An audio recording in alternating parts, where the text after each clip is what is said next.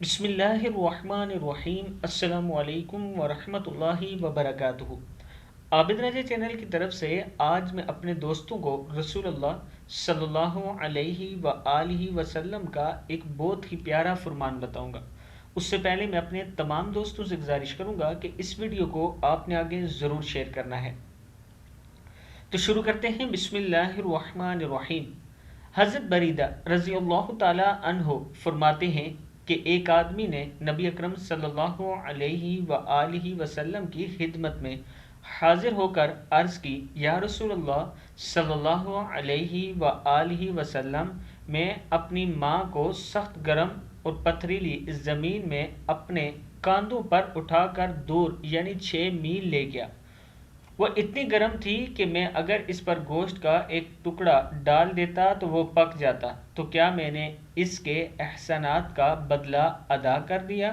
حضور اکرم صلی اللہ علیہ وآلہ وسلم نے فرمایا، شاید درد زا کی ایک ٹھیس کا بدلہ ہو گیا ہو، لیکن اس کے احسانات تو اس کے علاوہ اور بہت ہیں۔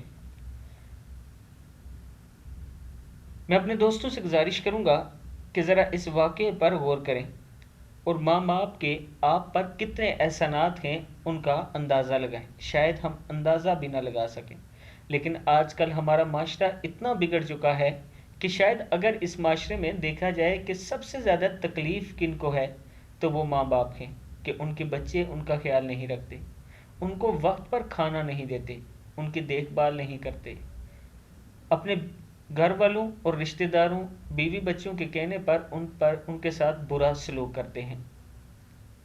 دوستو، یہ بات یاد رکھنا کہ آپ کسی کے کہنے پر اگر کسی سے برا سلوک کرتے ہیں تو سزا آپ کو ہی ملے گی۔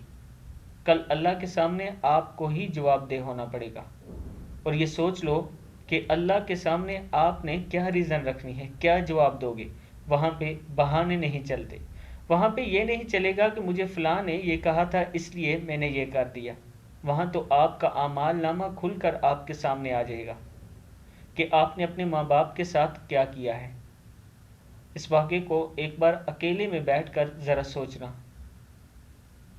اور پھر اس بات پر بھی غور کرنا کہ آج کل ہم کہاں کھڑے ہیں، ہم کیسے اپنے ماں باپ کے ساتھ سلوک کر رہے ہیں۔